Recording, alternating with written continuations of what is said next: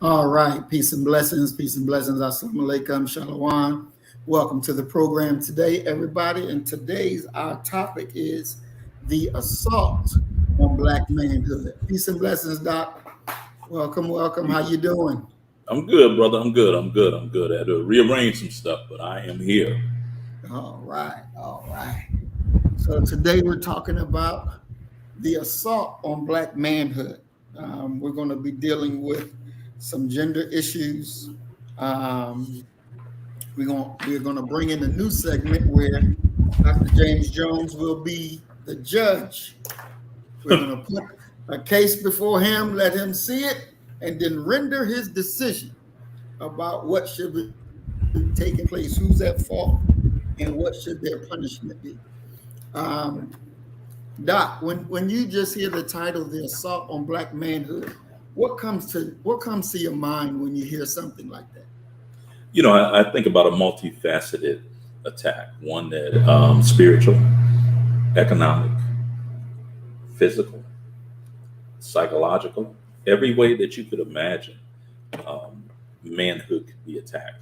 I think that in many ways that what we're really dealing with is quite simply trying to create standards and return to standards and traditions in a world that has been turned upside down, topsy turvy. When you're talking about black men and black manhood, our manhood is challenged by not just white society, but also black women. And to be honest with you, black men as well. We've created these very draconian, backwards ideas of what a man ought to be and ought to do. And when we're talking about what a man ought to be and ought to do, when you're talking about black manhood, the stereotypical view is never going to be one that's going to be positive, uplifting, and have any option whatsoever to uplift Black America. And that's a shame that even within our own families, we're dealing with a lot of unnecessary garbage that is never being taken out because it's one of those. I don't know if you've ever watched the show Hoarders. They'll come in and clean up somebody's house, and that person will go and get that junk out of a dumpster and bring it right back in. Mm. And that's not even talking about the idea of the socialization process that occurs absent black men and black fathers. I don't know if you saw TD Jakes's Father's Day message. Mhm. Oh, so the idea that you have people who are not fathers, who are not men, and in this case, dealing with the idea of manhood, you wouldn't recognize manhood if you saw it. If it smacked you in the face, you wouldn't recognize it. But that's the Mhm. world that we've lived in, that everyone gets to have a participation trophy and everybody gets to say something, even when they have Mhm. nothing of substance to say. Exactly, exactly. And when I read that about TD Jakes and his comments that he made, um, it's everybody has an opinion on something, Mhm. and it's like those who don't know nothing about being a father, but yet going to tell you how to be a father, you Mhm. know. And as he did say, and some of you don't even have fathers. You Yes. don't have a father involved in your life. So what do you trying to tell me? Um, and that is an issue. That really is an issue, because it's like they know how to be a father better than you, and they've never even had a father in their own lives. So there's that difficulty factor, because even with some of us as black men, some of our brothers did not have their fathers in their lives. So to take the time out for that group that don't even research or ask questions to seek to try to find how to be a father. Yeah, What does it and mean? yeah, for me, that whole idea of the father being absent from the home, it's like it's powerful and sharp as an Excalibur, a double-edged sword. And so often we talk about this idea of the damage that's done in regards to black boys when the father's not present. We need to really have a conversation about the damage that is done to black girls, Mm, especially when you consider that women are the first teacher. They're the transmitters of the culture. And when you have black women who are not conversant or understanding of what manhood is, that it extends much further than quite simply providing and protecting. It goes further than that. But when that's just solely your understanding of what manhood is, and that encompasses it all, your girls are going to grow up looking for a first love. And of course, when we're looking for somebody to love, we gravitate towards what's familiar. And God mm, only knows who the mama been dealing with. If she has a series of men coming in and out of that household. But mhm, amazingly, if we talk about this, even that becomes the black man's fault and not mhm, laying at the feet of the one parent that is there. mhm. Exactly. And I just want to give a shout out to our audience so far. Deacons of Reality, welcome, welcome, love you. Mellow Cat, welcome, welcome, love you. Twin Pyramid, welcome, welcome, love y'all. Y'all getting the chat room fired up already. That's what I'm talking about. Appreciate you all. Definitely, definitely. I want to go to our first video. Um, and here you have them in the I believe this is in the Senate, discussing gender and sex. Okay. Um, and it's like, you know, being able to sit up there and listen to this foolishness, you know, I just, there's no way in the world. I mean, I'm going to just play it and then come back and talk about it, but it's just really Okay. crazy. Okay.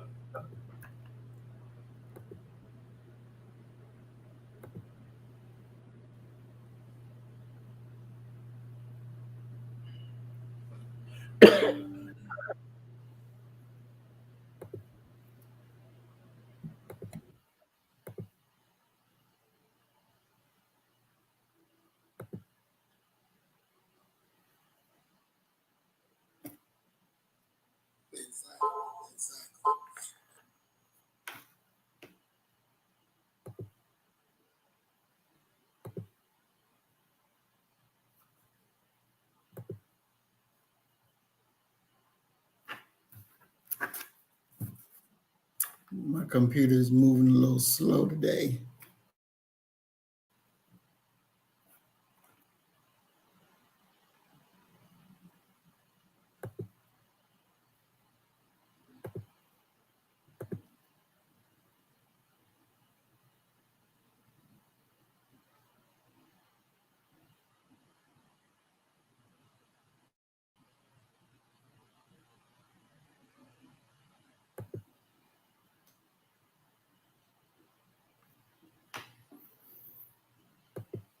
This is moving really slow.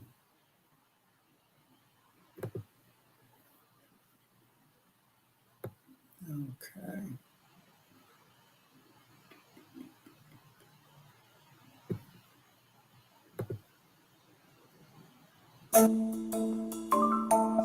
Hi, everybody. I'm Brittany Lewis, a breaking news reporter here at Forbes. Joining me now is 2024 presidential hopeful and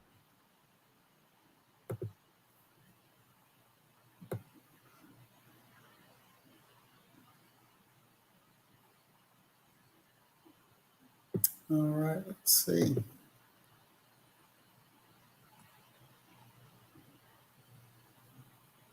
All right, you see the screen, Doc? Senator Kennedy. Thank you, Mr. Chairman, and Yes, sir. I can see it. our witnesses here today. Ms. Robinson, I want to follow up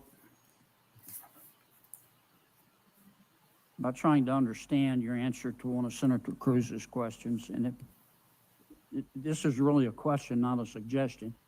Do I understand your position to be that there are two sexes, but there can be more than two genders? I wouldn't even say two, and we've got Dr. Lopez here as well, but there's also the definition of intersex. I think that often in these conversations we're conflating sex and gender, and I do want to affirm here that trans women are women. That is their gender. Okay, but I'm trying to understand. Do you make a distinction between sex and gender? Yes, sir. Okay, explain that. Just, do you think there are more than two sexes? I believe that there's a definition for intersex as well that I want to acknowledge. But sex is assigned at birth. I'm just trying to understand. I'm thoroughly confused. So you're born, I'm talking about biology, male, female, and what else? I believe that intersex is also acknowledged, but again, I'm not a doctor here. And what does intersex mean? Is that there's a difference between sex and gender, and I think in these conversations we're conflating the two. Well, but I want to start with sex. Okay, there's male, there's female. When a baby's born, before the baby has had time to even have a sense of self, there's male, female, and intersex. There's a third sex. I believe that is true, but I would defer to Dr. Lopez as I'm not a physician. Okay. And how many genders are there? I think the gender is expansive and the definitions are always growing. Today I can tell you, I talk to young people that talk about non-binary as more than 5. I think the gender is not a binary, is what I'm trying to say. Are there more than 5 genders? I'm just trying to understand. Are there more than 5 genders?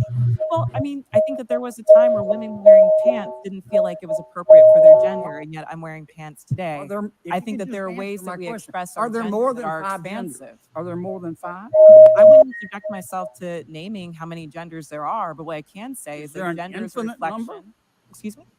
There's an infinite number of genders? I think depending on your culture, there are a lot of different genders that exist. And I can also say that it's a term that's evolving. If you look at young people today, they really don't lean into the binary of only woman and man. So I think that it's incumbent upon us not to legislate on this, but create space for them to explore what their identities are, what their gender identities are. Let's get back to athletics. I think I understand what you're saying. There are 3 sexes. Male, female, and intersex. I believe that to be true, but again, I'm not a physician. And there are an infinite number of genders because gender is a mental state. Gender is about expression, and I think that there are a variety of ways that you can express your gender. Okay, so there's infinite number. All right, let's go back to the biology. Male, female, boy, girl. Okay, biologically, do males have an advantage over females biologically in sports? Again, I'm not a physician and I can't speak to that. What's your real world experience? It depends. There are some people who are born male that I'm faster than if I were to sprint against them, and some that I'm not. Some males that are taller than some women, and some that are shorter. You don't believe that a biological male has a physical advantage in sports over a biological female? Not as a definitive statement. Give me an example. Well, no, I don't think. How many female members of the NBA do you see? Well, I can say that, there's been this news article about men that think that they could beat Serena Williams in tennis, right? That they think that they could actually score a point on her. And it's just not the case. She is stronger than that. What's your experience, Ben? Male, female? Both Serena and Venus lost to the 203rd ranked male tennis player, which they're phenoms for women. My experience, my husband, he swam at University of Kentucky as well. In terms of accolades and in terms of national ranking, I was a much better swimmer than him. He could kick my butt any day of the week without trying. Okay. I just think, Ms. Robinson, I'm trying to understand where you're coming from.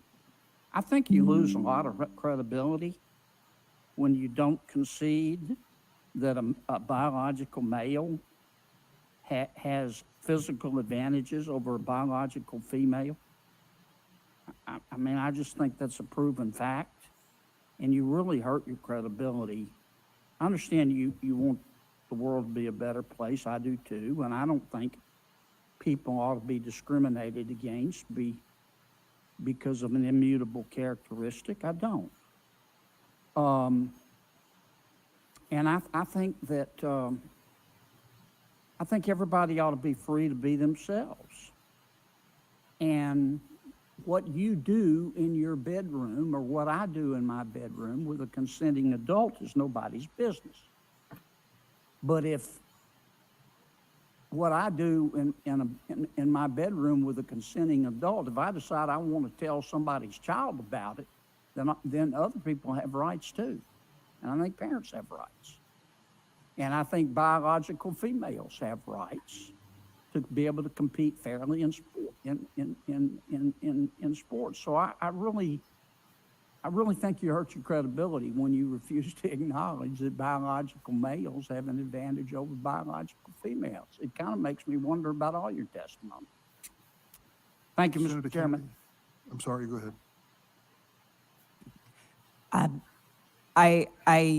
What I'm trying to say is that there is not a definitive advantage in all cases. Sir, I don't know if you believe that you could beat Serena Williams in tennis, but I probably think that that's not the case. There are not all cases where all men are physically superior to all women. And at the end of the day, in this conversation, we're not talking about that. We're talking about trans women who are, in fact, women, who deserve to play in a gender that matches their sports, who deserve all the benefits that Ms. Gaines is talking about. And as a cisgender Black woman, I can say definitively that my womanhood is not threatened by a transgender person asserting hers as well. Senator Hirono. Thank you, Mr. Chairman. I thank all of the persons who are testifying today. All right, Doc. So now, according to this foolishness, me and you must be on mute. I can't hear you, Doc.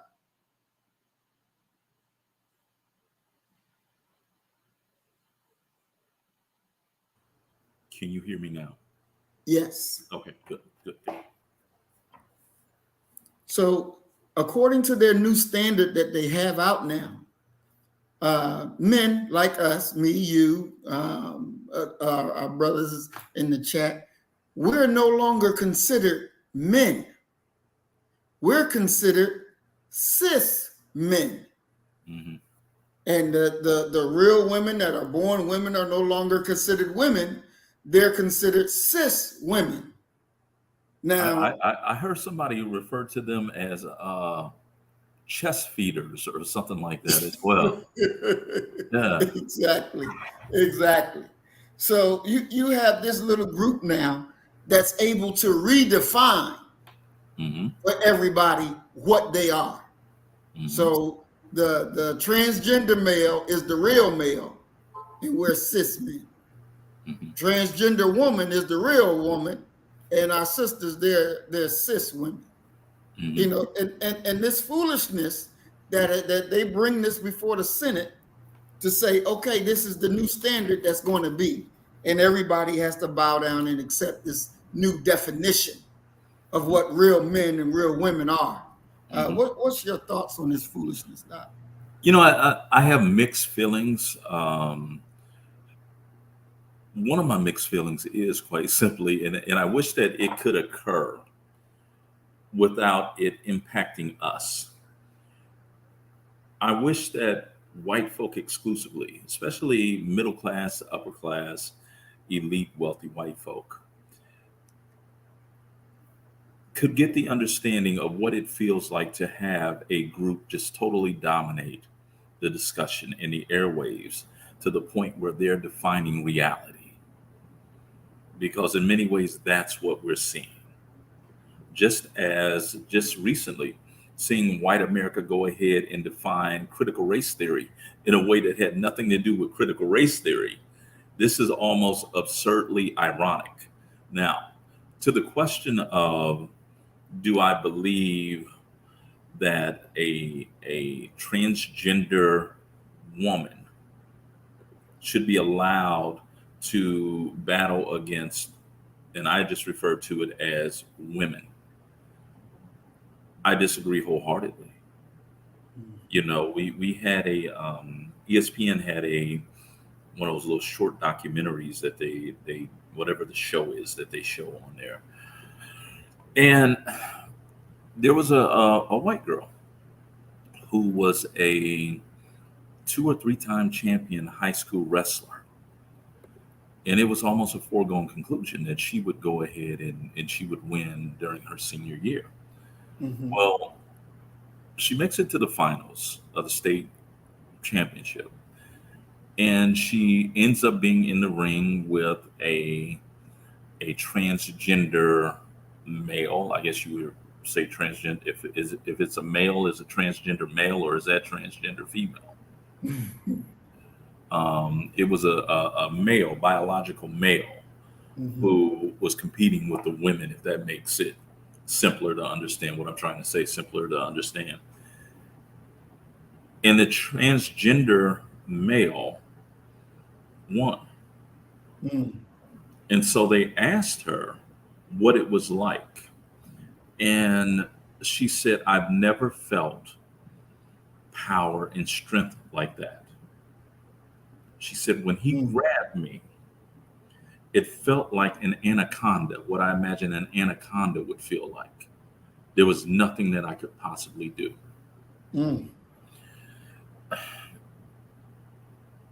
All I can think about when I think about these issues and these rapid changes that are occurring is that the gods must be crazy. We've gone absolutely positively bonkers.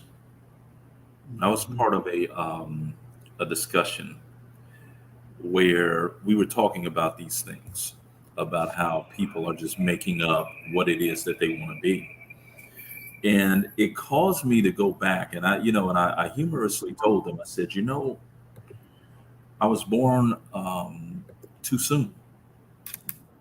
Because when I was 7, 8 years old, you know what I wanted to be and what I really thought I was an Ewok.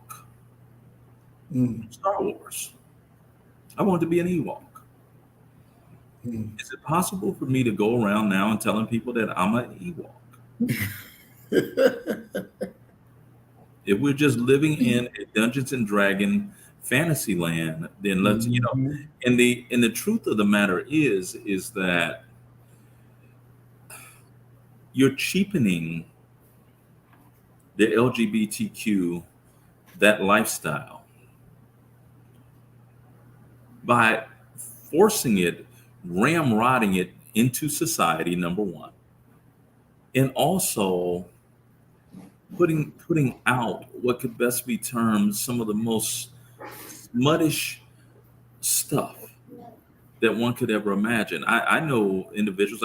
I have former students who are part of the LGBTQ community, colleagues. They don't go around championing their sexual prowess and those types of things, and they're reasonable-minded people as well. So this whole thing for me, no, I can't go along with these ideas and these propagations. I just can't.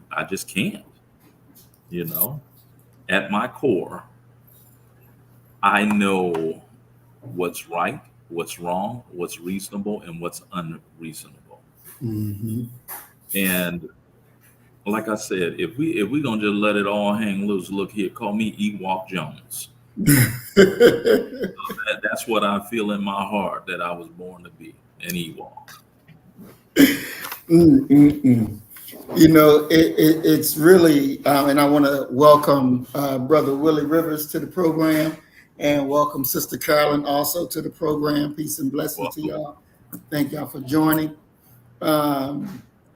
For the mere audacity to, it's one thing to speak up for yourself and what you want to do, but to go out and change what other people don't want And now you're going to change it. So now you're going to force them to be something that they don't want to be. Force them to be something that's not even in agreement with their being. Yeah, I but mean, that's one of the greatest expressions of power. To make something, how can I put this? To make something behave in a manner that is not in its best interest is power. And so Black America, especially the national level Black political leadership, they need to be taking notes. Because here we have individuals that you can clearly see are one gender or sex. And they are actually in front of Congress. exactly. Stating definitively, they're not stating with any uncertainty, any queasiness. They are educating you that going forward, this is the way things will be. And it makes me cringe because here we have a Black leadership that is scared to even bring up reparations as a as payment for the African Holocaust. We need to take notes from them because they're bullish, they're brutish, but they get the job done. Really think 20, 30 years ago, could you ever imagine this? No, never. I could never, I could never imagine it. And like you said, you want to be an Ewok, so Deacons of Reality say they guess they're a Teenage Mutant Ninja Turtle. Let us live out our dreams. Oh my God, this is just crazy, and it seems like there's no end in sight. It seems like there's no end in sight. It's just, I would have thought when he asked her about, well, how many genders is it? Is it 5 genders? How many sexes is it? And she said, well, there's intersex. Now, I looked up what intersex is, and intersex means that you're born with both the vagina and the penis. So a hermaphrodite. But and we do know that happens. Right, that does happen. But that's not the norm. That's not the norm. Norm is you either male, you're female, period, point blank. But what they're thinking and trying, and people is accepting it like, oh wow, we done come across some new knowledge. What? Where's your app? You making this up right in front of my face and expecting me to go along with it because you said it. Well, but there's power behind those words. I mean, let's be very clear that the path for I won't call it accepting, but the path for allowance is paved with the power of saying, listen, we'll shut your whole company down, because they're organized and have kind of wielded themselves into a position where, quite simply, you're afraid to say something in public against them, because there are going to be dire consequences for you doing that, even if you don't agree with what their agenda is. And I have to, and I've seen people who behind closed doors have one stance, but when they come out in public, they don't espouse that stance. It reminds me of, and I'll end with this. It's going to have to take a group of, like what we saw, who was at Budweiser or whoever. That's the type of population it's going to take to resist this and fight back against it. They're going to have to be numerous in numbers, and they're going to have to, in many ways, be unafraid to lose their economic position. And it's just like Sankara Patricia Bishop says, what's in sight is pedo. That's the next door that's about to open. And we just talked about last week where California passed the law that you know, you can have sex with a minor. A 24-year-old can have sex with a 14-year-old, and it's not against the law any longer. And this thing is really Well, but the thing is that how do you define that reality?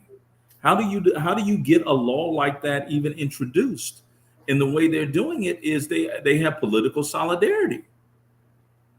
They are holding their elected officials' feet to the fire. that, you know, it's like truth has no place in the world today. Truth has no place in the world. You know, you would think that the people would have, you know, shut the door and when you think about how destructive that thought is, and what will happen, you know, because it goes to generation, and then you see these parents that's going around and saying it's okay. I mean, they even also passed a law in California where, you know, we talked about this too, where if the child says that they're different, they born male, but they say that they're a girl, and the parents is going through separation. If the parent don't go along with what the child says, then the parent that stands up for what the child actually was born as loses their rights over their child. And so they say what happens in California soon will take across the country. It's a bellwether state. You want to know what's coming? Look at Cali. Yeah. And I mean, you have to really think about it from the standpoint of now there are significant financial repercussions for organizations, meaning the loss of federal funding for not going along with this. And it's a very convoluted and tricky thing that really boils down to a question of whose rights are superior. Exactly. And whose rights are subordinate. That's really what it is that we're talking about. Because on the one hand, I really, there's a part of me who believes this. I believe that there will still be a gaze of disapproval applied to the LGBT community for their lifestyle. But I believe that there would be kind of an acceptance of it, or a leaving alone, a let aloneness applied to that community if they just kept that in-house. The problem comes in, and it's the same problem that takes us back to where do your rights begin and mine ends. It's the same problem that I have with these religious zealots who are going into public schools and in school libraries and having books removed from the shelf. That's infringing upon my rights. Exactly. If you don't want your child to go ahead and deal with it, that's fine. Okay. However, you don't have the right to block my child from doing it. And that's an issue that we got. Exactly. It really is. And it's like, you know, if we don't stand up and say this not happening and tell these so-called, you know, elected officials, you pass this shit and your ass out of office, you're going to pay a price for it. Yeah, but you know what that's going to call for us to do? And it's going to be very uncomfortable. You're going to have to prioritize your political priorities. And there's a great saying that politics makes strange bedfellows. You may very well have to, if you're so against this, to join over with the conservative movement that is working to prevent it. Now, of course, that would come at some cost to some other areas because you're extenuating one priority over another. It's being between a rock and a hard place with that one. You know, like Twin said that, you know, we are politically getting our ass kicked. and we have to But who really is that? Who is that we? we as in black folks, I believe that's Okay, what black is folks. Southern folks. Okay. We're politically getting our ass kicked, and we are on every damn front. Mm-hmm. We are politically getting our ass kicked. We're being force fed this bullshit, and it's like there is no stopping that train, and we have to stop that train. Period. Point blank. We just don't have another choice. This niceness as we have been, where oh, let them, they gay, they do their thing, let them do their thing over there. But the whole while you're being passive, they're being aggressive. You just ain't seen it yet. Well, they're aggressive, and you ain't. As the old saying goes, you ain't seen nothing yet. Oh, most definitely. And as Deacon said, this is why B1 has to be in full effect. We definitely have to get up and take charge of our circumstances and take charge of where we want things to go and how it has to go. Just sitting back and letting this stuff go ahead the way it go. I mean, that's just that takes us directly back to what Malcolm was saying when he talked about his idea of what Black nationalism is, the belief that the Black man should be in charge of the economics of politics, and the education that occurs within his community. Mm-hmm. We've had that definition since Malcolm was here. Mm-hmm. So the question that is always in front of us is a very, I guess, simple question. And that question is, at what point does Black solidarity and political maturity kick in? There has to be a point where you go ahead and you begin to develop a cognizant, achievable political agenda. You become willing to play the politics game. Unfortunately, I don't think we're there yet. I know that we're not there yet. And the idea, when they did a study that found out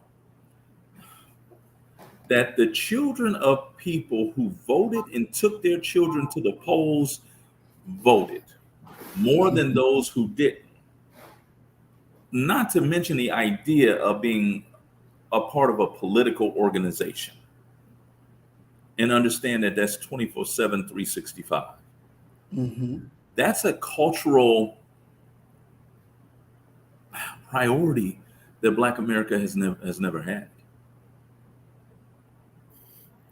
Doc, I think we are at that turning point, and I think that we are at that turning point because when we look at the lay of the land and what's going on, I think that the message has to be on point, and there has to be an examples so that the people can see, okay, yeah, you real with it, you on it, I'm with you.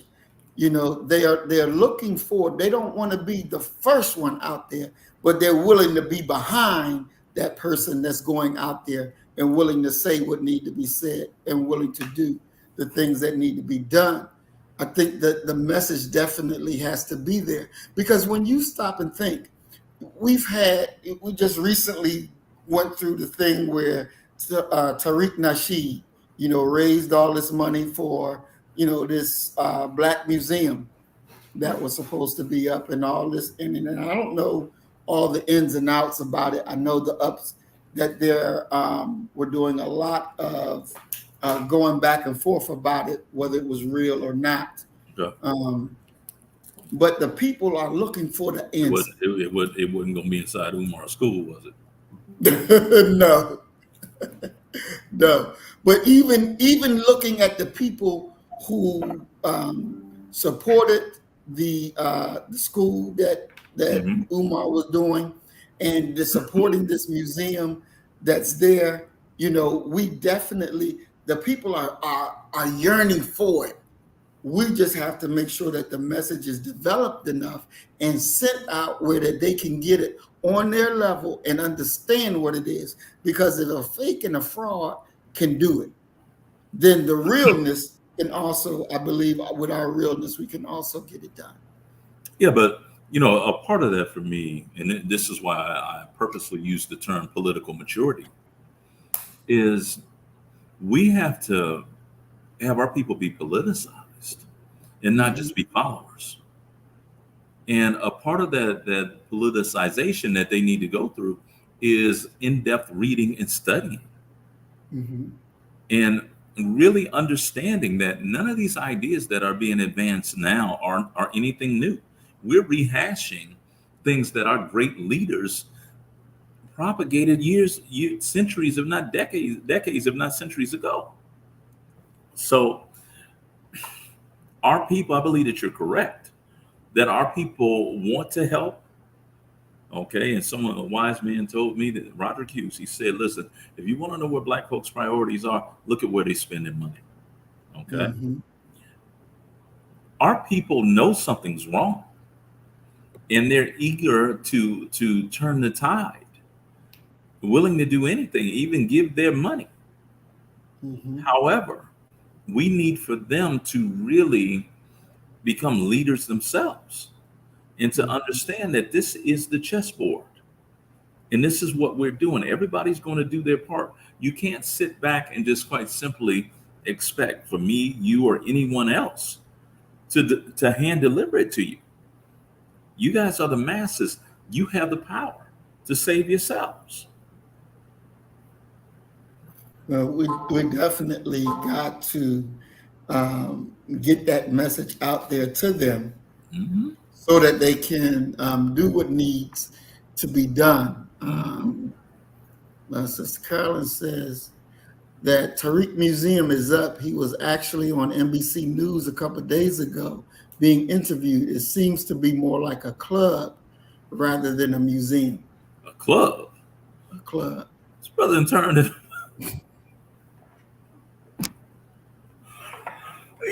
Man, look here, man.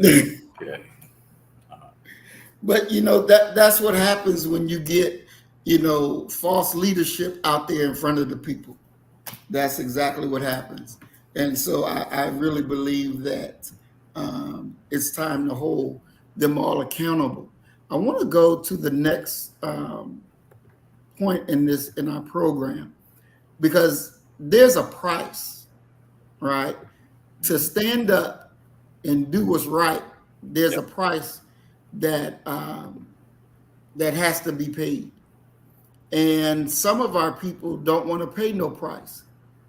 And we got to open up and understand that, yes, in order to be free, it ain't to be free. No one is going to give it to you. You have to take it and you have to maintain it. Now, this next sister that we're talking about, she stood up for Juneteenth and what it really means, because her school principal was trying to rename it. And so let's look at here and then come back and get your thoughts on this, Doc. So today I got kicked out of school because the director at my school didn't like the feedback that I had from her about something that she said. So I go to school right now for aesthetics. I was practicing to be an esthetician. Now, at my school on Monday and Wednesdays, we have this thing called morning meetings where we basically just talk about what's going to happen for the day, the next few days, and we celebrate people that's graduating and all of that type of stuff. Mm-hmm. Now, the director at my school had an announcement for us, and she said that Monday we will be celebrating Juneteenth, but instead of celebrating it for what it's for, we're going to celebrate it as a diverse day, make it a diverse holiday. And I immediately got turned off by that because it's Juneteenth, right? So after the morning meeting was over, I went up to the director and I asked to speak to her in private. We went into her office and I basically explained to her, I'm like, the way you worded it at the morning meeting today, I didn't like how you said it because Juneteenth isn't a diverse holiday. It's it's not a diverse holiday. It's not where we celebrate diversity. We celebrate African American independence. And she was basically telling me, like, yeah, you need to mind your business because you don't know what I have planned for Monday. We're a diverse school, therefore, we're going to celebrate this holiday as a diverse day. And I was immediately turned off because that's not what Juneteenth is about, right? So after that, I went back into the classroom, and some of my classmates were like asking me, like, what did she say? Because we were all in agreement that that's not what Juneteenth isn't about. You know, we don't celebrate Cinco de Mayo as diversity. We don't celebrate Haitian Flag Day as diversity. We don't celebrate Indigenous People Day as diversity. You know, so I felt like, why would you take our holiday and try to make it something that it's not? So while I was in the class, we were all talking about, you know, just basically what had happened at the morning meeting. The director storms in after me, and she's like, yeah, you need to come here. And I just asked her, I said, you want me to go home, don't you? She was like, yeah, get your stuff and leave. You will be suspended. And I'm like, suspended? Suspended for what? And she's like, yeah, so now you need to leave my campus before I call the police. So after that, we got into an argument because I had to tell her it wasn't even that deep. It's not that deep. Like, why are you making it this whole thing? So we got into an argument in front of all of the students in my class. Like, she completely humiliated me, told everybody that she was suspending me and that I had to go home. Like, you're not supposed to, first of all, you're not supposed to tell my personal business to other students. That's number one. Second of all, you're mad because I had an opinion about what you had to say. I did the right thing and I pulled you to the side and told you, like, I don't think that's what we should be celebrating it as. So after that whole argument, she's like, yeah, now you need to leave my building, and instead of being suspended, you'll be expelled. I'm like, expelled for what? So we get into another argument as I'm leaving the door because I'm like, you're dead wrong. Your feelings are hurt. You didn't like what I had to say. And now you want to expel me and still try to make me pay for a school that I didn't fully get to attend? That's not right.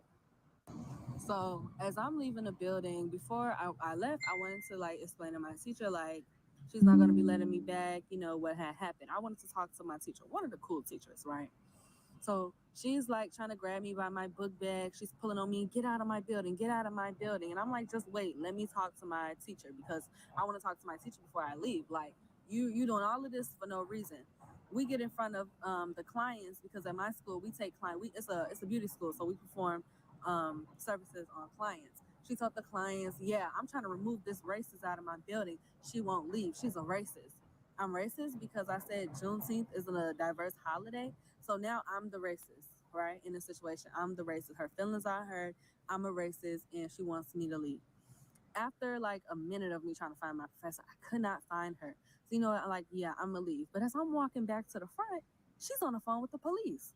She told the police I tried to attack her and that I wouldn't leave the building. No, hold on. Let's take this back. There's multiple people sitting in this lobby. There was multiple people in my classroom. Not once did I try to attack you. There's cameras in this building which show I did not try to attack you. I wasn't being violent or nothing like that. She called the police on me, said I tried to attack her. All of this because she didn't like that I didn't like that Juneteenth shouldn't be celebrated as a diverse holiday. So yeah, right now, I left. I'm gone. I left the review in the comments because I don't feel like that's right. Students of color, we can't express our feelings without directors at the school feeling like it's an attack on them, or everything has to be an attack on everybody when it comes down to Black people and African Americans in America. So yeah, that's just an update. This sister is 100% in the right. What she's saying. Okay, Doc. So here you have it. Our sister standing up for what's right.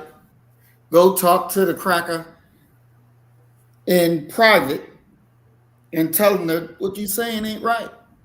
So she get suspended, threatened to call the police on, and then got expelled because she stood up to do the right thing.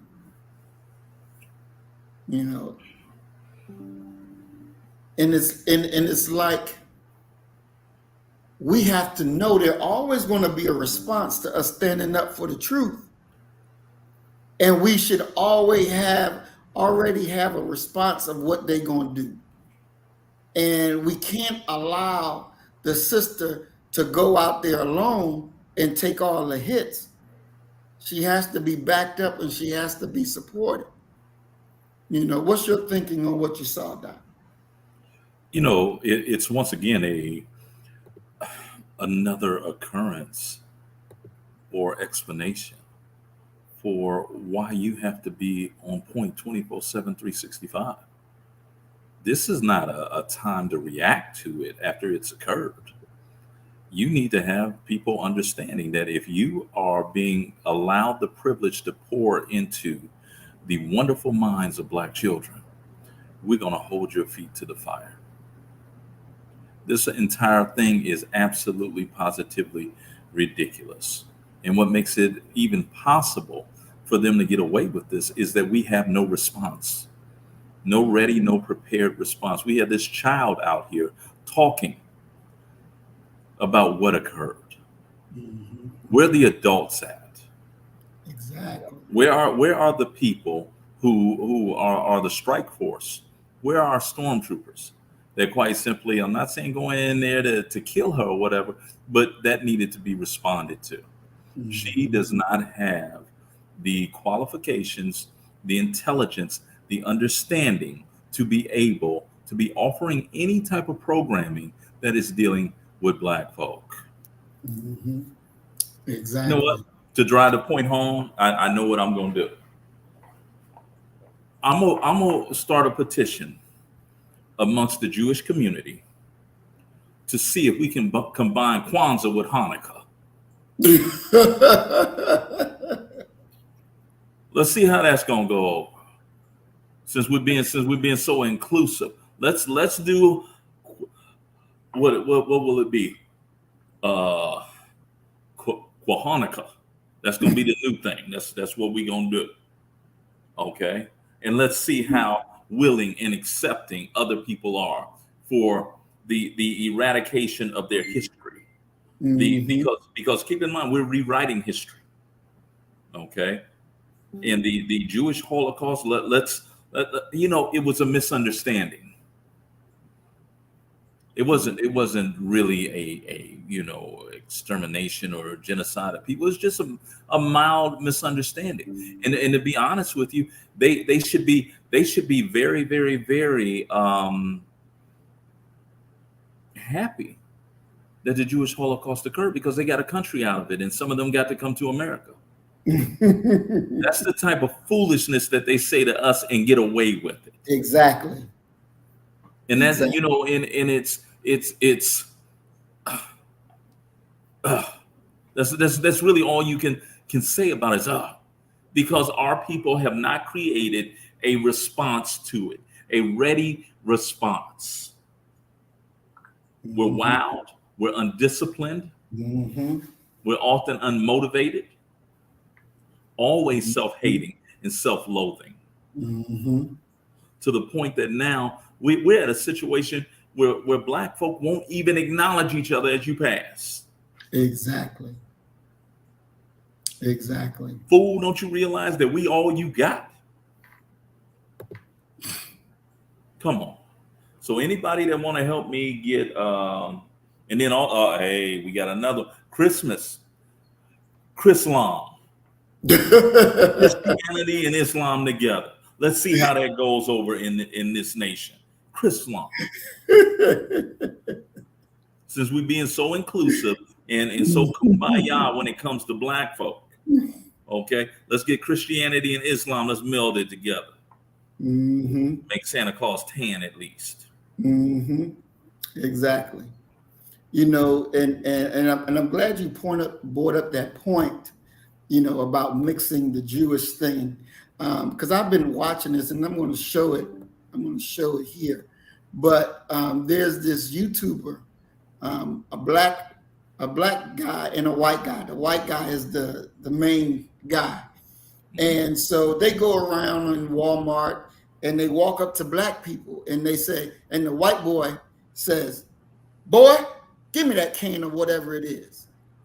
And, some of the Black people on there was like, what? And he said, boy, give it to me now. And they like, excuse me, are you for real? And he's like, boy, didn't I tell you? And then the little black person he got with him is like, didn't you hear Massa say, get it now? Get it now, boy. And you know, some of our people, to be honest with you, some of them I watched actually gave it to him. Some of our people who he approached, you know, start jacking him up. And you know, as I sat there and I'm watching this, the thought came to my head: you wouldn't go to a Jew and say, "Come here, let me put you back in the. How'd you get out of the gas chamber?" You wouldn't make no fun of them doing that. But you find it easy to come up to black people and say, "Boy, get this, get that." You got a black person helping you. Exactly. You know, the level and depths of cultural illiteracy and historical illiteracy that it would take for you to do that is astonishing. Exactly. But keep on. You're going to roll up on me. And I hope that what it is that I'm getting is glass. Because it's going to be a whole lot of broken glass, because I'm going to grab all of them. And I'm going to hit both of y'all monkey asses in the head with all of them. Exactly. It is, you know, we're not your entertainment. Mm-hmm. And there's a time and a place for everything. I can't think of the time. I understand a time for kicking back and laughing and showing your teeth and grinning when you're behind comforting areas and what have you. But my God, you're a man. When you are out there in public, no. They refer to something as the resting bitch face. You need to have the resting Negro, angry Negro face on your countenance at all times. Mm-hmm. Exactly. Because there's just, well, I say, man, I wish a cracker would come to me with some foolishness like that. My God, boy. Remember that thing they had where they had the girls who were basically saying, "Who you with, my massa?" Oh yes. Yeah, I mean, this is really nothing new. To be honest with you, you know, you're talking about the denigration of Black America, and there's no other way to really even discuss it. You know, if there's no greater sign that our children have lost their way, that's it right there. Yeah, it's disgusting. You know? Yeah. And it is like, even for was that Twin Pyramid said, Henry is the black guy. You know, and they going up to black men. You know, they I think I've seen one time when they went up to a black woman, but the most of the part they're going up to black men. And you know, it's like when I hear this thing, Doc, where something doesn't happen, and it's typical of what white people do to us, and you hear black people say, "I don't understand it. I don't understand. I don't understand the thinking. I don't understand." What do you mean you don't understand? This is who they are. This is what they do. And then you're going to join in on that? You're going to get your ass whooped too. The greater question that hits me as well: does he have parents, aunts, uncles, family, community? Because that needs to be addressed. Exactly. I shudder to think my reaction to my son. I shudder to think what it would be. There's no funny in that. None. There's no humor in that. Exactly. Now, I like what Earth Angel said, that She said, I created a date for my family in the 20th of November, Harvest Fest, which is AKA the first fruit in Hebrew at my home. So she created their own holiday that they go out and celebrate. And I like that because you're taking charge. You know what I'm saying? You're taking responsibility. I love that. I love that. And that's what we need to see, that so much more. We need to see that so much more.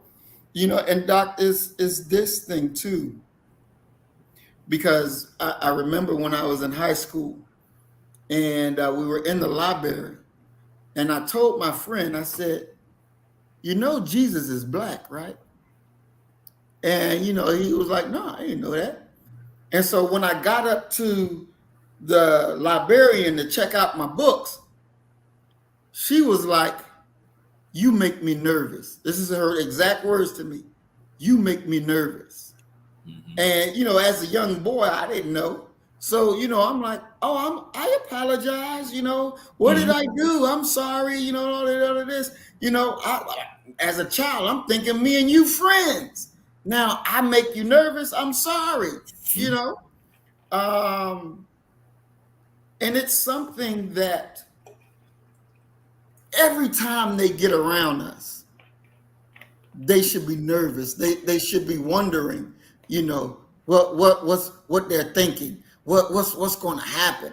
You know, they should not be so comfortable being around us.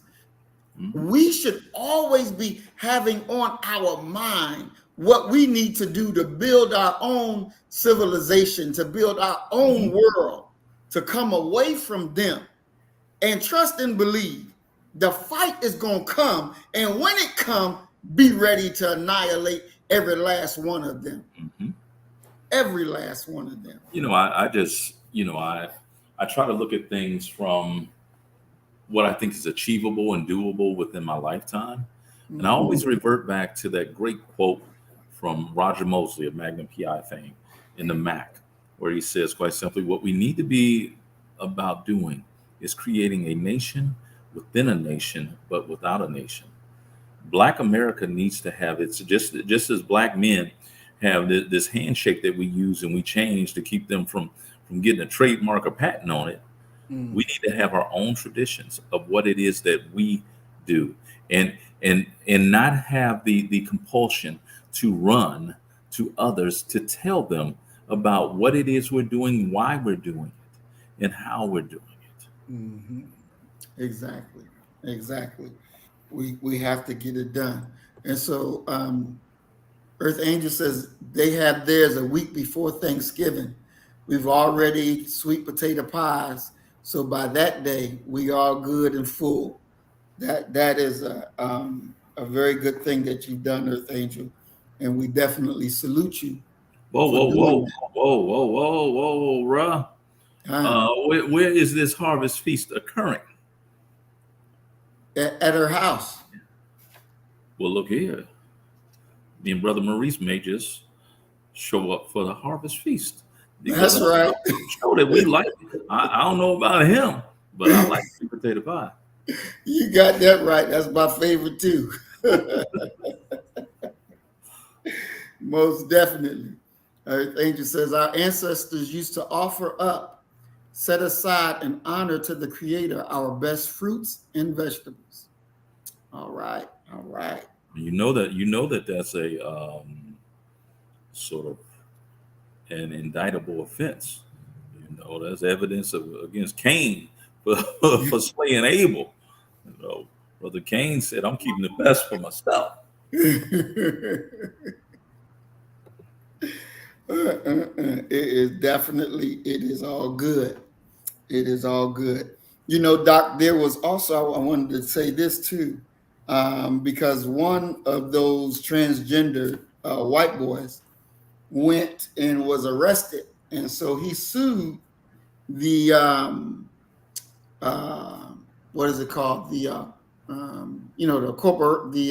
corrections department, because they put him in with the men And so he said he should have been put in with the women.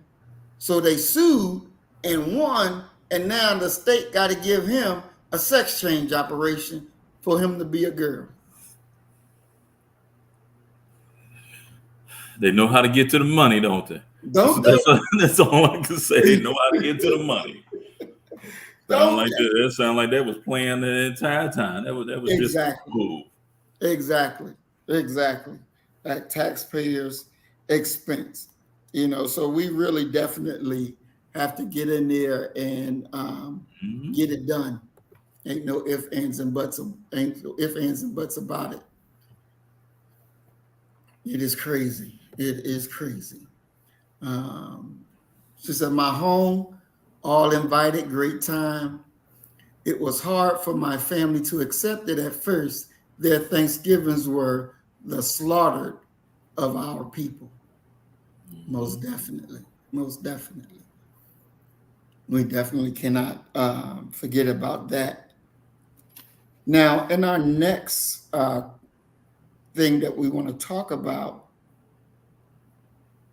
Oh, first, before I transition to there, Doc, in that case, because I know I thought about finding out. Well, I already have it in the works of finding out that young sister who stood up to her principal at school, and we're going to try to get her on the program. But I'm going to send her this link so she can look at it. What words of advice would you tell her? Number one, you're not alone. Continue to stand strong and understand that they can't stop you. If you develop a 5-year plan, a 10-year plan, just adhere to that plan and assign to them their real significance, which is next to none in your life. Mm-hmm. Exactly. Now we are going to go to the new topic, well, not the new topic, but the new segment in our program where Brother Dr. James Jones will be the judge. And so, Doc, you're going to look at this video and you're going to judge what you see. Both sides will testify by listening to the conversation as you see it break down. And this fits in here because this is Black male-female interaction. And we have to have better Black male-female interaction. It has to be an interaction that I see that is based in love. Mm-hmm. And so when we're looking at this, Doc, and you have to judge, since you're the judge, of what you see and the wrong and the rights of it and how it should have been handled. So let's take a look. So either you can get out the car right now, or I'm headed back to my wife. Yes, I'm in the car and you're headed back to your destination. I'm not going to that destination. I'm going home.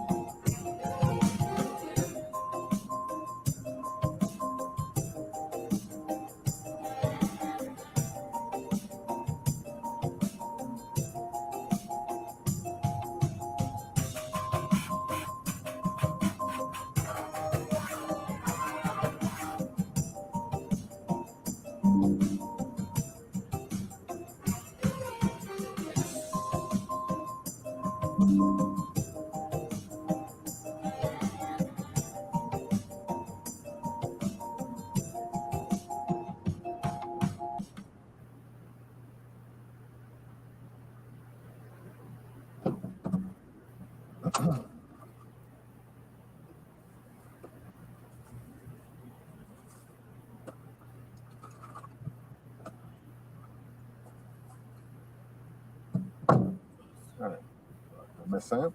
Huh? Okay, and it looks like you're okay. did not know that you were going to Fort Carson, but I can't get on Fort Carson. Okay. You can just drop me at Gate 1. Someone could pick me up from there. Okay. Everybody stop. Real talk. You just heard me tell her I can't get on Fort Carson. And you heard her ask me to drop her off at the gate.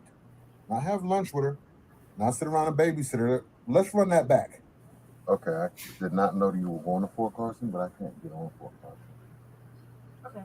You can just drop me at Gate 1. Someone could pick me up. I'm sorry about that. It's okay. Apparently, Uncle Sam holds a grudge. Yeah. So you can't get on at all? Can't get on at You all. was in the Army? No, ma'am. I got into a lot of trouble as a kid, and Oh. yeah.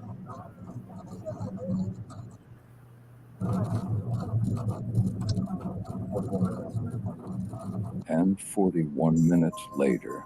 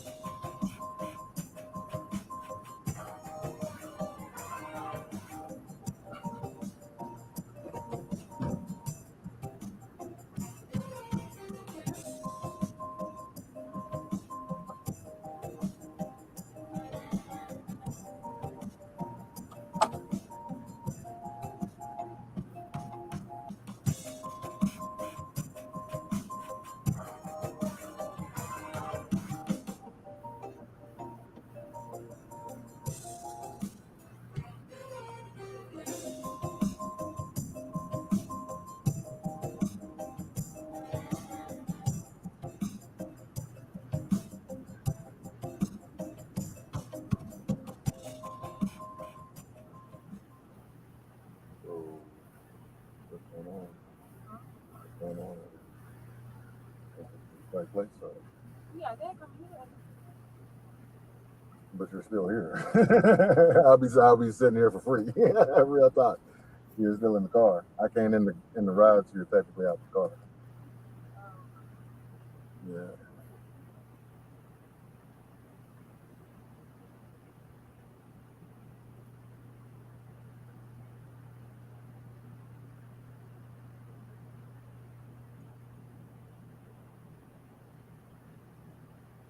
So, I can't wait for whatever happens.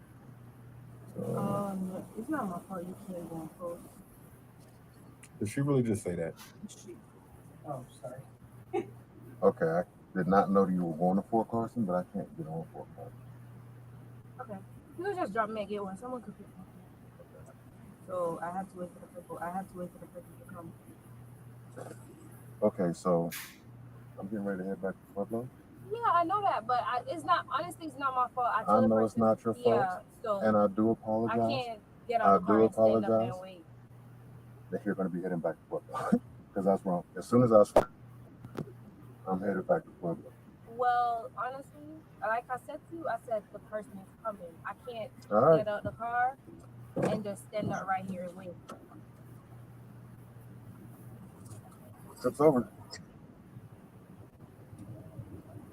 You have 7 minutes left to the right for the right That's to end. not how this works. Yes, it said 7 minutes. It said you have 7 minutes to get to your destination. Because this is not your the destination is 7 minutes away. So you could wait the 7 minutes. No, you could wait the 7 minutes until then you end the ride. I'm headed back to Pueblo. Sir, you could wait the 7 minutes. No, like I said. Listen, I'm headed back to Pueblo. Okay, so you want to stay in the car? You know what? You want to call the police? Either way, I'm headed back to Pueblo. I got it all on dash cam right here. I asked you to get out the car several times. She's gonna call the police and tell them she refused to get the fuck out of my car.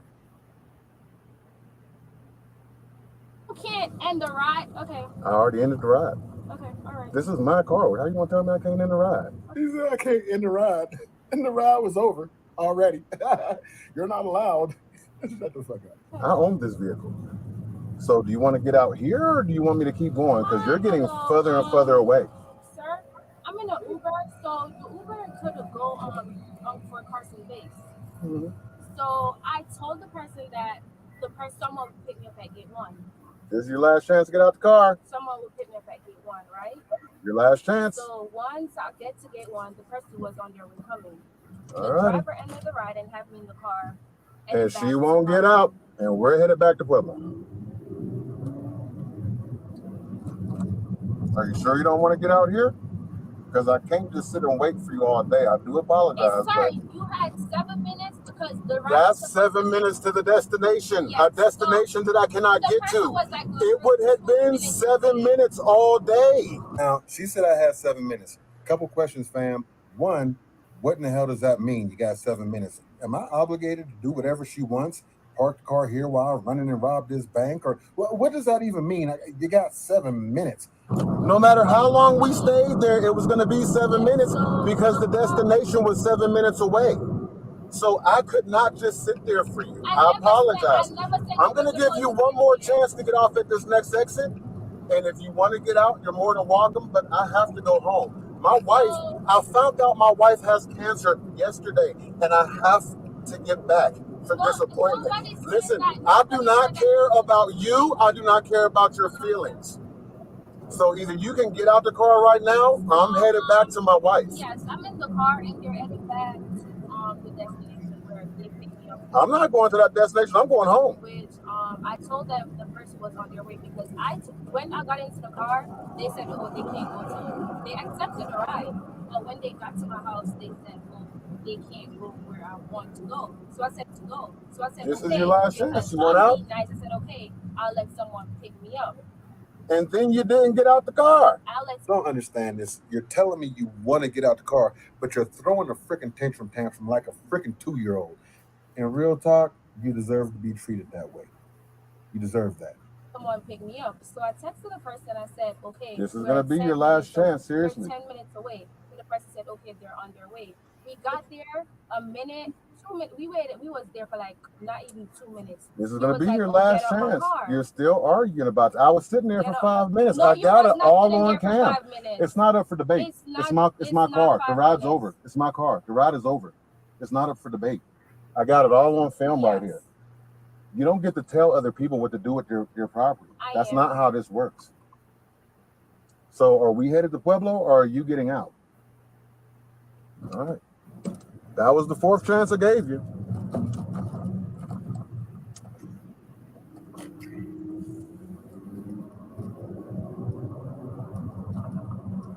Hello?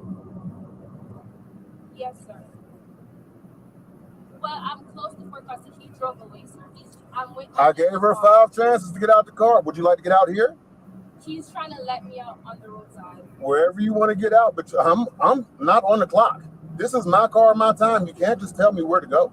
So do you want to get out at this next exit? Because I'm done with you. Real talk. He's offering to drop me off at the next. Yeah. Should have got out at the destination.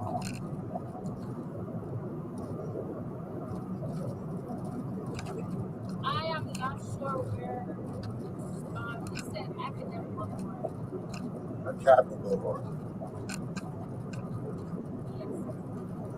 So do you want to get out here?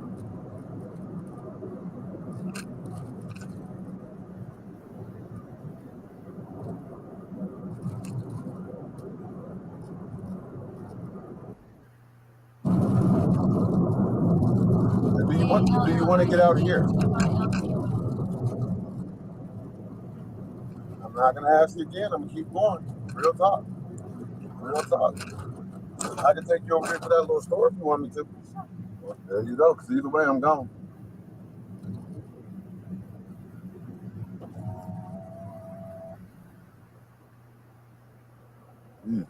All right.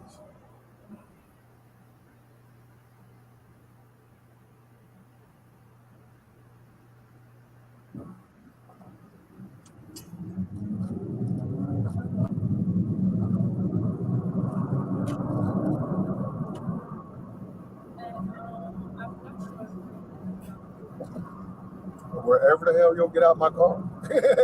You right here, right there, wherever you will get out the car, because I am leaving. I've said that multiple times. You're not listening. and you think just sitting there is going to get you your way. It's not. You're going to be on the highway headed back to Pueblo, and I'm not playing about that. This is your last chance to get out my car. I'm not on the clock. I do not work for you. You do not own me. You do not own this vehicle. I am going through something very serious right now. I don't got time to play with you. Real talk. My wife got cancer. I do not got time to play with you. I have to go. You are playing with me. You're playing with my time right now. You're playing with my time right now. You got 7 minutes. You got Are you going to get out the car? To our destination. You can go to the destination. Or are you going to? She said she paid me to go to a destination, and I didn't take her to the destination. Cue the replay. Miss Sam? Huh? Yeah. Okay, and it looks like you. Okay, I did not know that you were going to Fort Carson, but I can't get on Fort Carson. Okay.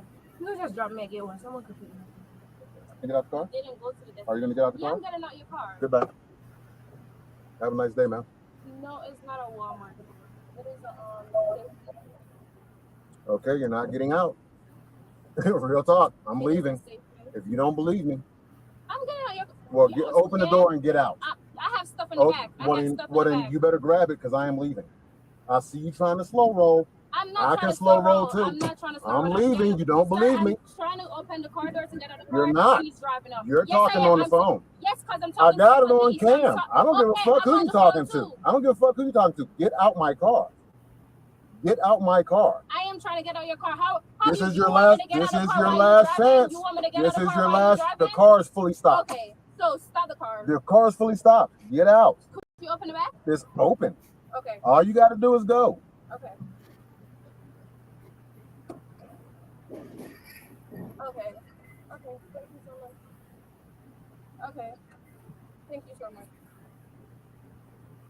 Okay. Yes, I do have the license plate number. Did she just ask what my license plate was? What is my license plate? She said she had it. Fam, this is going to sound stupid, but real talk, this is a situation in which people feel like they can intimidate you. They feel like, oh, you're not going to do what I say. I'm going to call these important white people, and they're going to make you do what I tell you to do. This is my car. This is my time. And this is my life. Real talk. What she just did here was a threat. Think about it. Real talk. 99.9% of my Uber rides go great. I love you guys, and I love driving for Uber. But every once in a while, you get a ride like this. Somebody who feels entitled, who feels like you owe them the world, and you're just supposed to sit around and wait for them.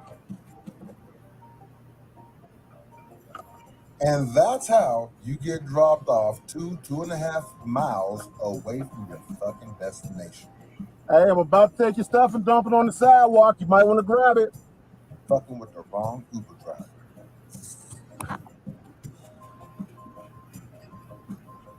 Fucking bitch. And sometimes you got to put your foot down and let people know you ain't going to take that shit. You don't have to take that shit. You are a person. You're a person. I'm a person.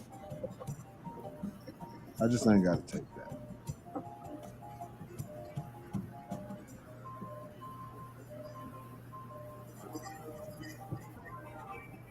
All right, so this is going to conclude this broadcast, but let me know, what do you guys think? Was I too hasty? Did I not give her enough time? Should I have sat there and babysat her for a couple hours? Drop it in the comments. Let me know. As always, subscribe to the channel, like the video, share the video with your closest buddy or somebody who likes content like this. And until next time, let's get it. All right, Doc. So that is the case that is before you today. Oh, if I had to issue a verdict, I would end up on his side, to be honest with you. But there's a part of me that kind of feels that the young child, number one, didn't understand what was really going on. And I also think that she doesn't understand how to conduct herself, how to be, how to handle her business. and from her appearance to her language. It's one of those that's a child who is unanchored, who is in many ways just floating through life and through society. Um, the brother could have done more to aid her, to help her to understand. He didn't have to leave her out basically in the middle of nowhere, 2.5 miles away from her destination. Um, she should have went ahead and got out the car. He should have gotten out the car and got her stuff out of the trunk, and they could have went their separate ways. So I understand his position, but I also can sympathize. I don't necessarily understand, but I sympathize with the thoughts of a child who's trying to get somewhere. And there needs to be a higher calling and expectation from Black men and Black women, and I mean adults, to take care of our young folk who don't know what to do, and sometimes and don't know how to get something done. And if no one has ever shown them how to get something done, how do you expect them to get something done? I'm right now dealing with a young man who waited until after my classes. And you hate to say that you stereotype someone and you kind of come to some concrete conclusions about them. Well, if I've ever done that with anyone, I did it with him. And he missed the first 2-3 days of class.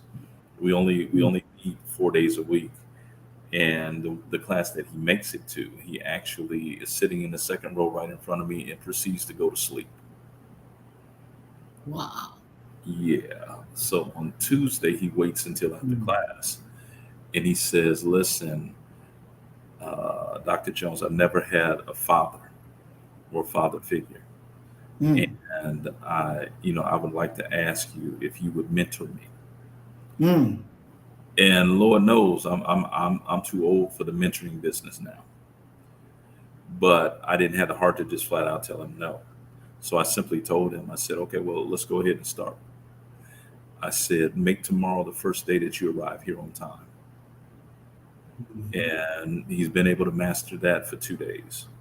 And today it was a day of him being told to sit up straight when he's speaking instead of laying back, slouched down, because I said you cannot enunciate or project your voice doing it the other way. And so I say all that to say that we didn't always know what we knew. And this child doesn't know. And for a Black man to just leave a Black girl, a girl child, especially in the middle of nowhere, with no way to get anywhere, it sits wrong in my heart. So I guess I would have ask for a split compromise verdict or jury nullification, because I see positives and negatives on both sides. Exactly. I just want to take a moment and acknowledge our guests that we have that has come on since we've been live streaming. Black Passage, good to see you. Welcome, family. Miss Life Lessons number 3, welcome, family. We got Mayat, welcome. Still here, welcome. Brother Bakari, peace and blessings, welcome. Welcome everybody to the program. And today our topic is the assault on Black manhood. And so Doc was just wrapping up a little segment that we call where he's the judge. He'll take a look at it and come out to see what's the right and what's the wrong. And I definitely agree, Doc. He should never dropped her off the way that he did her. That wasn't right. She should have got out the car when they got to the base at the gate like she knew, but he didn't have to treat her that way. And by her, and it was a good thing that you pointed that out too, because she was a young girl. I'm assuming brand new to the Army life. probably at her first duty station, and she should have handled herself better as well. Yeah, but but the thing is that you can only hold her responsible for handling herself better if she knows how to do better. And that's one of the reasons for me that, like the young man I was just talking about, I have this theory for my students, and it is quite simply, I don't care what project you come from, I don't care what you don't know when you come through those doors. If we can get you to your junior year, you will be immersed enough and have adopted many of the cultural standards of educated, learned people. I believe the same thing about the military. You're going to learn attention to detail. You're going to learn to be on time. You're going to learn. And there's also this thing for me when I'm dealing with young people is I understand that their brain, their critical thinking skills have not fully developed until they're 24, 25. And so it's kind of unfair to expect them to think and weigh like adults do. And, I think that we have to be consciously aware to not harshly judge and treat our children based upon their appearance, their lack of diction or language. We have to model for them, this is a better way. Exactly. Black pastor said that we need to take care of our children, and that's right there on point. I remember when I joined the military, and I was at Fort Campbell, Kentucky, and in my unit we had Sergeant First Class Simmons. She was our NCOIC of our battalion, of our platoon. And we had all us ain't been in the military. So instead of joining the white man's army, we joined the Black Liberation Army, and we ain't got no titles there. So if you could illuminate what it is you actually talking about to those of us who have never been a part of the white man's army. Most definitely. So Sergeant Simmons, I'll put it like this: Sergeant Simmons, she was over us. And when I came in the military, I was 18, 19 years old. So like you said, we wasn't very developed with our critical thinking skills all the way on point. And so we made little mistakes that, if we would have thought about, we wouldn't have made those mistakes. And the way that the Black leaders, the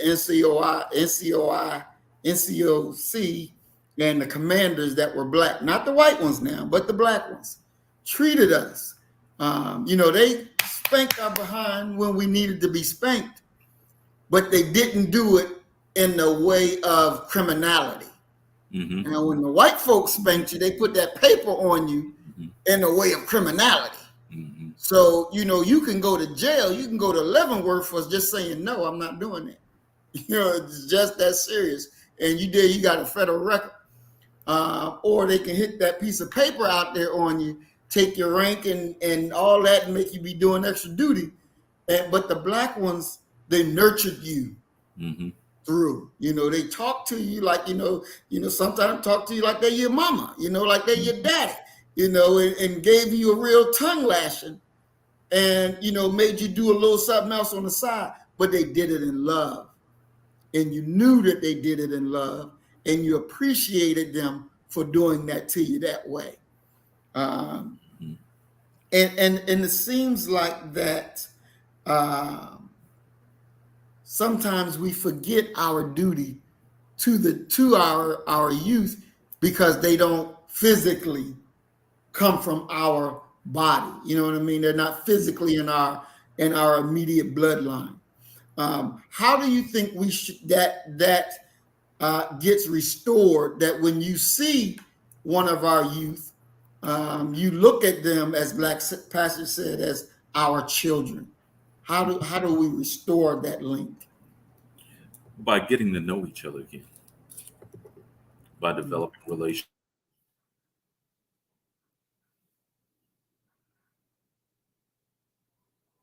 relationships again. You have to. Notorious B.I.G. had in a song, that even our parents are scared of us, and that's a big thing. We have to have relationships that extend further than just our physical viewpoint. Um, you have to without relationships, because that's really what life is about. It's relationships. We need for these children to know that they are our children. I don't care how big you are, how physically imposing you are. You don't go sit yourself down, and there's a reverence and an understanding. And a big part of that, and I'll say this, one of my very good friends, Mario Martin, he used to run the youth football leagues. And he said, the one thing that I can tell you is that I've never been disrespected by a young man who had some significant relationship with his father. And I think that that's crucial especially when you're talking about men, because boys who have never been around men or raised by a father, something happens to them when they hear what they consider to be condemnation or denouncement coming out of a male voice. It in many ways causes them either to fear or to and run away or to fight.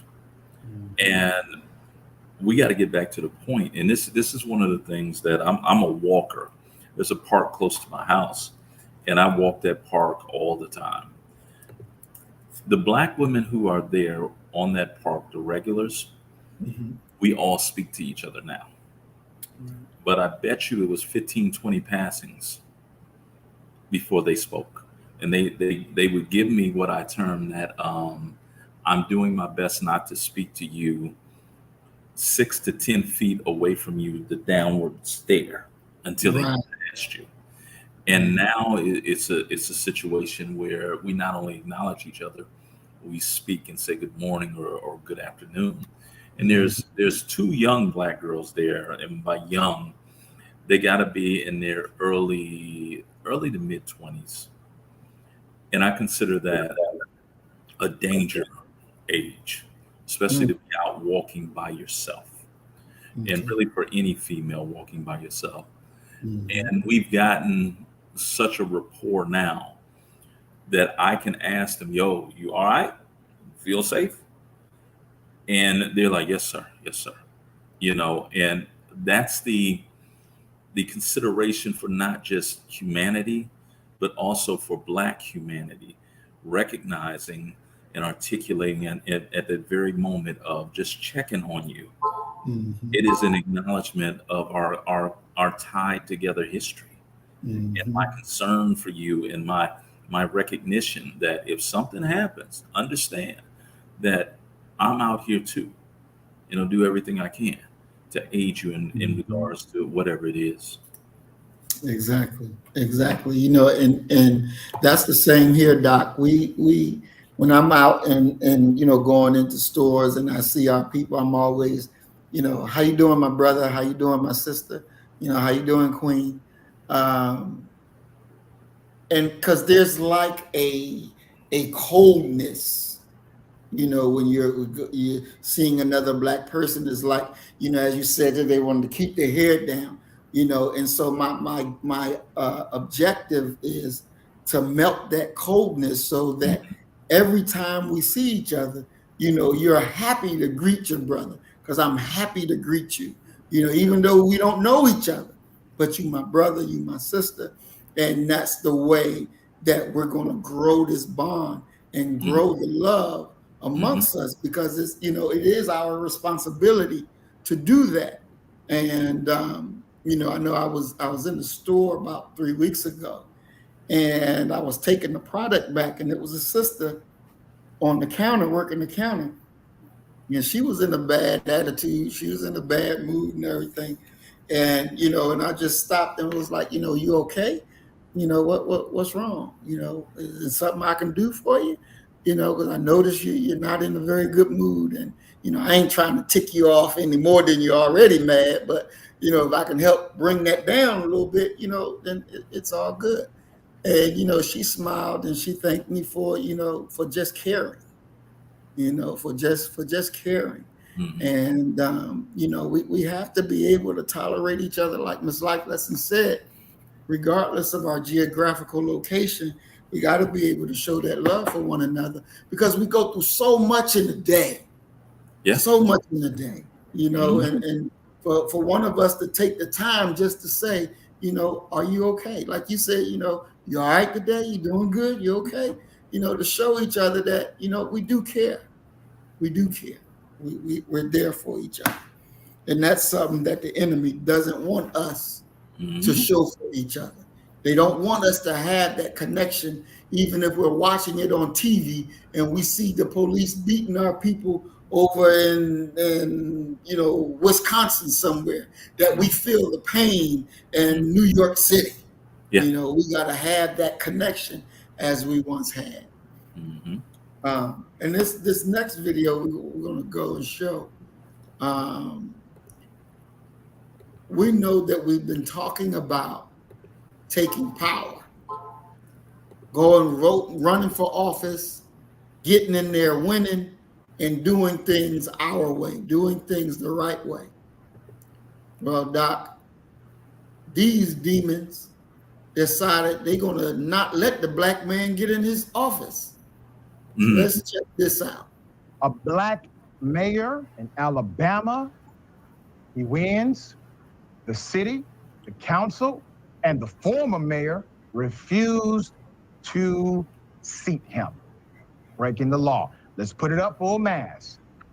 What you're looking at is current day America. Patrick Braxton ran to become the first black mayor of New Bern, Alabama in 2020. With no opponent, he ascended into the office by default. That happens. But you never know it. The previous mayor, Haywood Woody Stokes III, is still serving as mayor, despite the fact that he failed to submit the necessary paperwork to even run for the role. Before Braxton, the position of mayor in this town had always been passed down from white friend to white friend. Then the cogs of conspiracy, it seems, began to turn.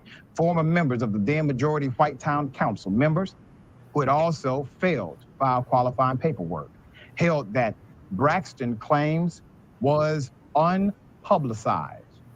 Unlawful meeting to order a special election to fill their own seats. Only those present at the meeting knew about the decision, Braxton said, and were the only ones to qualify for the offices. After they assumed office, not voted into office, after they assumed office, Braxton explained they met again without public notice and appointed Stokes as mayor after he was already the winner. At this point, Braxton was even locked out of the town hall. And in the same sense, he's been unable to discharge his duties as the official mayor of the town. Now, nearly 3 years into his term, Mayor Braxton is still unable to discharge the duties of his office. In a federal civil rights lawsuit, the mayor claims that since he became mayor of New Bern, former Mayor Stokes and others have participated in an illegal conspiracy to prevent him from governing the affairs of the town, simply because of his race. That conspiracy, Braxton argues, violates federal law and the U.S. Constitution's Equal Protection Clause. Let me say this before I go to the next point. Right there gives the DOJ's Department of Civil Rights the ability to investigate that part right there, because you now have a question of significant constitutional origin. That is what's necessary for the federal government to get involved. You now have it. He's made the case clear for you and even filed the suit. In their response to the lawsuit, Stokes and the purported members of the town council deny any wrongdoing. Braxton, Mayor Braxton, and the members of the town council, the defendants claim, will be unable to prove a conspiracy took place, will be unable to prove a conspiracy took place will be unable to prove a conspiracy took place. The defendants, too, claim immunity from the suit, arguing that the law in situations like this was not clearly established. Well, thankfully, your misunderstanding of the law does not give you immunity from it. Yes. You all have basically admitted to it. You just don't know it. An attorney is going to help you see the light real soon. Max, thoughts here? Well, according to Candace Owens, the Jim Crow doesn't exist. Right. So I don't know what the problem is. I mean, I don't see how you can be any clearer that Republicans don't care about democracy. They would rather dissolve democracy entirely than have to look up to a black man who's in a position of public office. And they're saying very clearly, not we didn't do it. They're saying you're not going to prove it, because we have this big white wall of silence, as we've seen in courtrooms in the South for decades. And the sad thing is, at the local level, they're probably right. And this is another example where the DOJ created the Civil Rights Department for this specific purpose. And this may be the most transparent case I have ever seen. And I really hope they get involved. Yeah, they have to get involved. I know they have their hands full. I know they are actually being more aggressive now than they have been in many years. All right, Doc, here you have it. Brother ran for office of mayor and won, but for the past 3 years, they haven't let him rule as he should. Now, let me give you the demographics of this city in Little Alabama. There's only 186 residents there, okay? 59 of that is white, 123 are black, and 4 are mixed race. So they black too. So, what say you about all of that? You know, I'm not shocked, and actually listening to it gave me a feeling of deja vu, because I've heard this story before. And it reminded me of how black elected officials, and I'm talking about to the U.S. Senate and also congressmen, during the period that we know as Black Reconstruction, and then it goes into Southern Reconstruction when the South took over again, they pulled those brothers out of office and threatened to kill them. And it was, we're just telling you that you are not, your services are not welcome here, and you will not be serving. And it takes us back to that issue, which is quite simply that our people really don't have a response when things like that occur. And in that situation, even when you are the numerical superior group, you still cannot handle white folk who are determined to rule. These are people who are more desirous of ruling in hell than serving in heaven. They know that they're wrong. They know that it's improper what it is that they're doing, but they care not about any of that, because they're going to rule. And they're showing you the lengths that they will go to rule. I mean, it's been 3 years that this has been going on. 3 whole years. Mm-hmm. That speaks volumes. And then the fact is that when you really think about what's being said in that coverage and in the information that you just gave us, hell, every white person in that city must hold a political office. Or they're sliding in, you know, I serve one term, you serve the next term. You know, come on. Mm-hmm. Exactly. You know, and this model of going into these towns that black people are the majority, you know, is what I've been pushing. And, you know, a situation like this can be easily handled, you know, because the way I see it, there's only 59 of them and there's 123 of y'all. It's time to go whoop everybody ass up in there. And then see, like you said, you know, they pulled our people out of office back in the day. We'll pull their ass out of office today. Yeah. See, this is what I'm talking about. We got to speak the language that they understand. And that's why whooping their ass will get that message straight out. Only 59 of y'all, please. And when they see the mob, trust me, they gonna say, I don't want none of this. but because the black people there are still controlled mentally by these folks, mentally got them, so they too scared to do what need to be done. Yep. Too scared to do what need to be done. Shoot. They better take their heads right off. This power. This power. And it's one thing to do it back in the day where you are the majority. You carry the majority, or you got the most guns. There's only 59 of you surrounded by us. Well, and that's not even 59 adults. Oh, true. That's true. total population. Exactly. So you may very well be talking about an adult population of 20 to 25 people. Exactly. And y'all still can't hang? Exactly. See, and this goes right back to when we talked the other day, and what's his name? Steele was saying, no, Trump people talking about vengeance this, vengeance that, whooping ass this, whooping ass that. And then Scott is talking about peace and love and let's all get along. You talking two different messages, and they not trying to hear that. Give them the language that they understand. Whoop that ass. Make them come out of that office. And there's no way in the world where you are the numerical majority that you should have any white person being your leader. How you going to vote for a white person to be your leader? That don't make sense.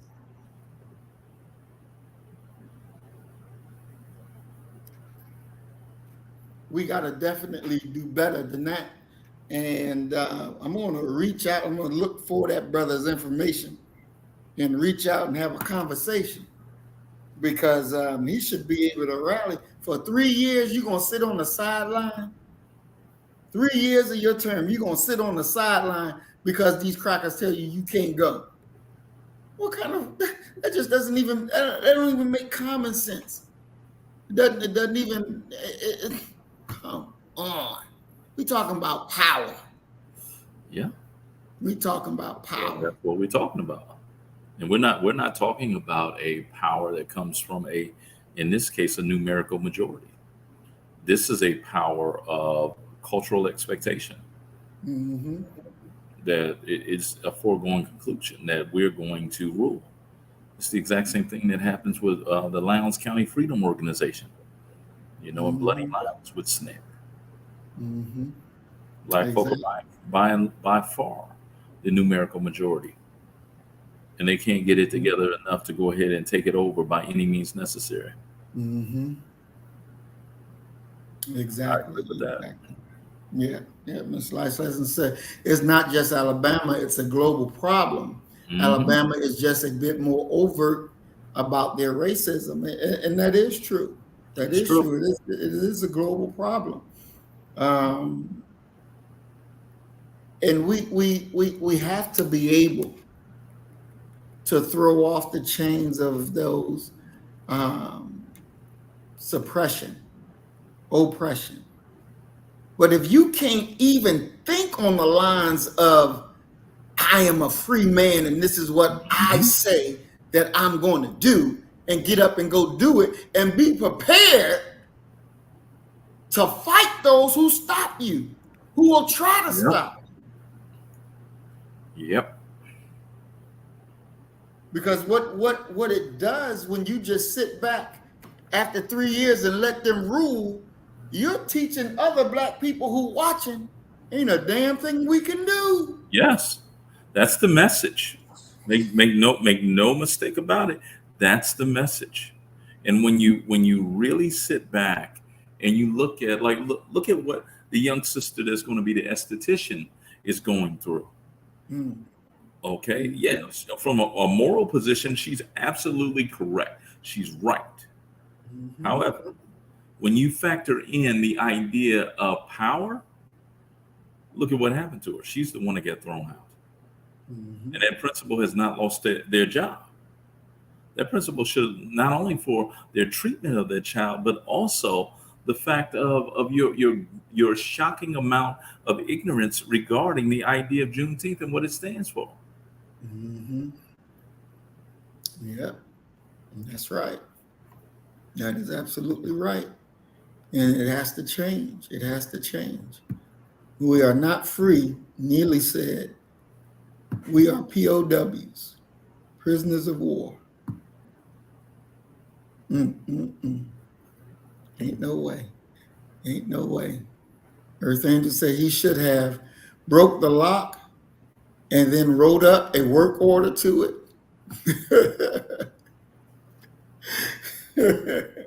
We gotta take power. You got a power seat. You gotta run with it. You gotta run with it. And ain't no ifs, ands, and buts about it. To hell with all the foolishness. It's to hell with all the politeness. Justice is not no diplomatic language. That's something that we got to understand. It's not a diplomatic language. Yeah. Yeah. True.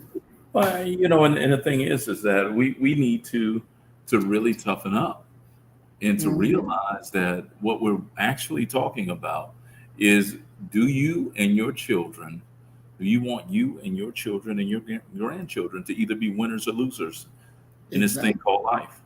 Exactly.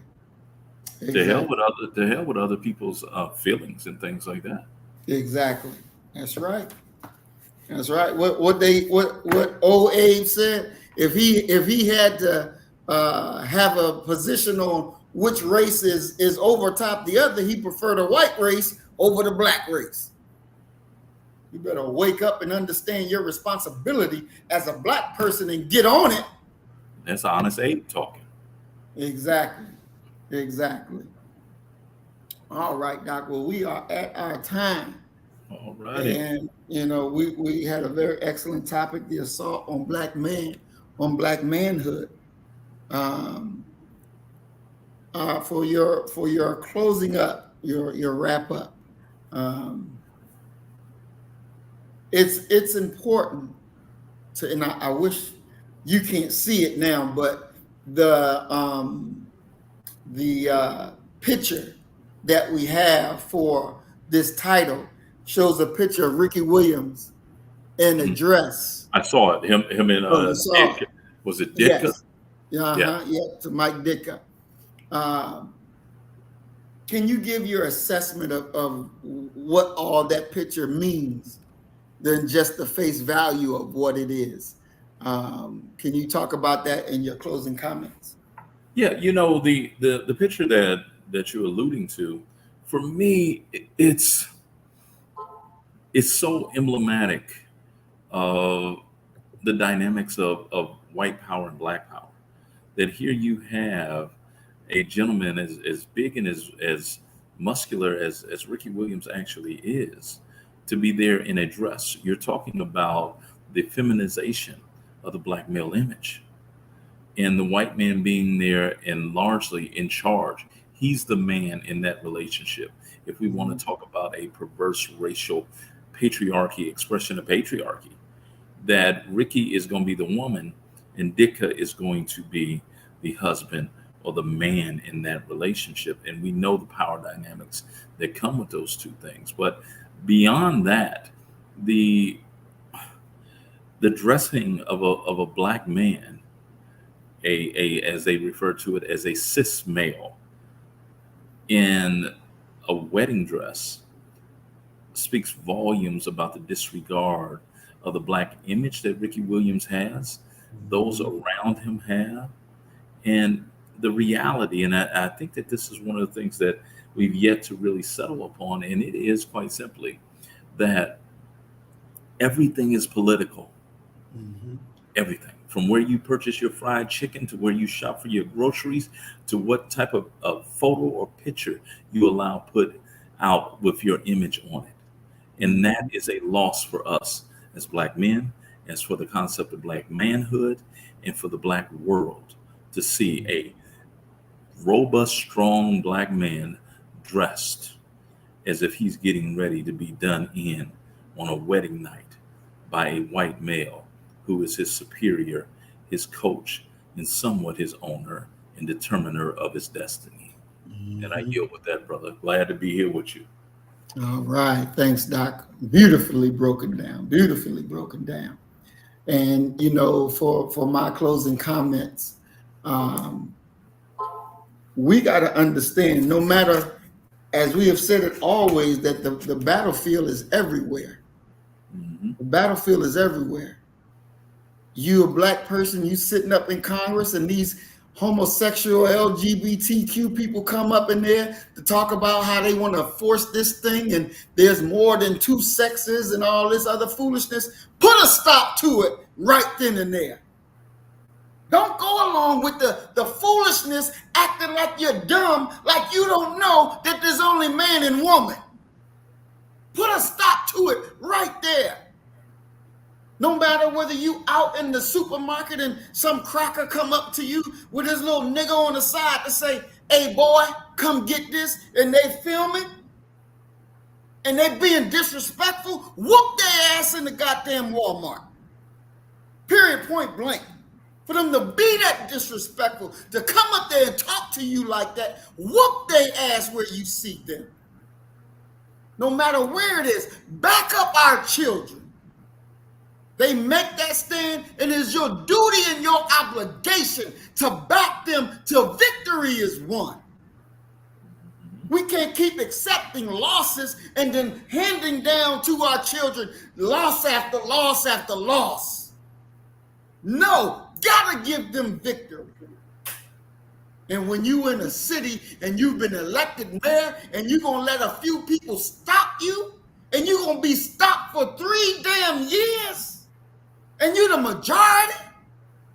Hell no. You don't accept that. They would never accept that from you.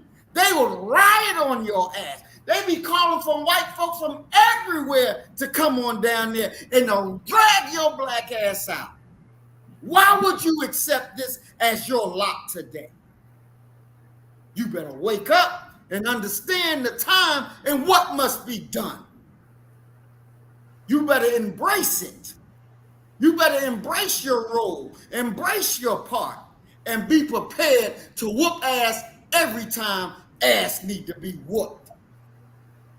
Period, point blank. Is either they gonna rule your children, and their children already out here with these videos talking about, yes, slave nigga, get your ass back on the plantation. Slave this, nigga that. What? You're going to need some bridge work with your loose mouth. You're going to learn to respect black people, or you're going to pay the goddamn price. It's just that simple. And this has to be our theology. Every day. This has to be what it is. And ain't no second chance. You violate this, you're going to pay the price. That's the time, and that's where it is. That's the language that they understand. That's the language they understand. And we thank you, family, for joining us. As we always say, you kill the nigga in you, I'm going to kill the nigga in me, and our God will reign supreme. We are black first. Today, tomorrow, and forever. Love you, family. Peace and blessings. Assalamu alaikum. Shalom. Peace.